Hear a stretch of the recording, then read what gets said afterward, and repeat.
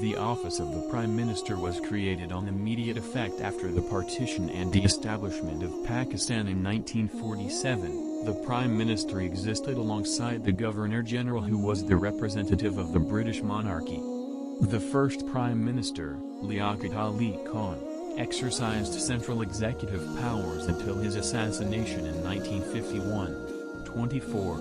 The powers slowly began to be reduced as a result of constant intervention by the Governor-General. Despite the first set of the Constitution giving central power in 1956, the next 6 prime ministers were dismissed by the Governor-General from 1951 till 1957. The first set of the Constitution had evolved the Governor-General into the President of Pakistan whilst declaring the country an Islamic Republic. 25-26. In 1958, President Iskandar Mirza dismissed the 7th Prime Minister to impose martial law in a mere 2 weeks. President Mirza was ousted. Chief General Liaquat Khan, who had for a brief period held the post of Prime Minister. In 1962, the second set of the Constitution completely dissolved the office of Prime Minister as all powers were transferred to the President of Pakistan. 26-27. Criticism over the presidency after the presidential election held in 1965 over the centralizing of powers.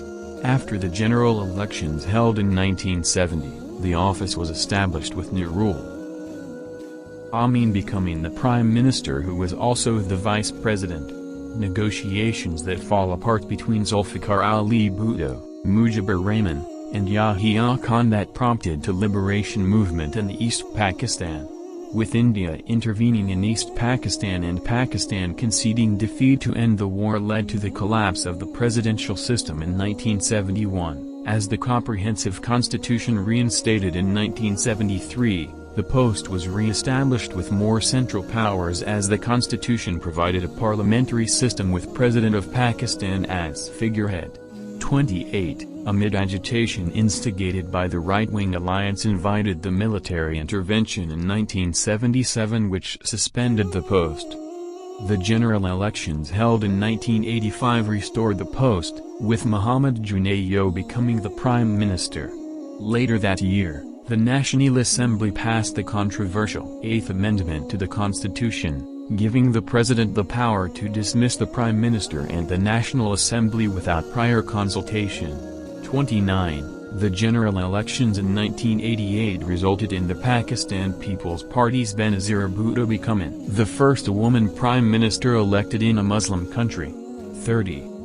From 1988 to 1993, the power struggle between the Prime Minister and Presidency continued, with the President dismissing the National Assembly on 3 different occasions. At the 1997 elections, the PMLN secured a 2/3 majority in the Parliament and drafted the 13 and 14 amendments to reverse the 8th Amendment to the Constitution. This allowed Nawaz Sharif to centralize more executive powers. 31. After the drawdown of civil-military relations in 1999, Chairman Joint Chiefs General Pervez Musharraf staged a coup d'état against the PMLN's government and held nationwide elections in 2002. 32. With no party gaining a majority, a coalition was formed with the PMLQ, a breakaway of the PMLN and a pro-Musharraf party, leading with MQM. After some political wrangling, Zafar al-Jamali became the Prime Minister, and passed the 17th Amendment, which partially restored the power of the President to dissolve the National Assembly, but made the dissolution subject to the Supreme Court of Pakistan's approval. 33. Over the authority issues, clarification needed. Prime Minister Jamali resigned in 2004 and Shaukat Aziz was eventually appointed as Prime Minister, securing 151 out of 191 votes in the National Assembly. 34. The 17th Amendment featured a semi-presidential system allowing the presidency to keep the interference clarification needed, executive and the judiciary. 33. The general elections in 2008 resulted in the PPP coming to power and supporting the movement to oust Pervez Musharraf. 35. A populist intellectual movement leading to the departure of Pervez Musharraf allowed Asif Zardari to become president.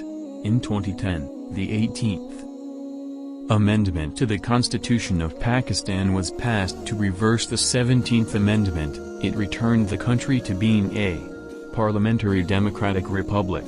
The 18th Amendment removed all powers of the presidency to dissolve the parliament unilaterally and sweep away the powers amassed by the former presidents Pervez Musharraf and Zia-ul-Haq to maintain a delicate check and balance.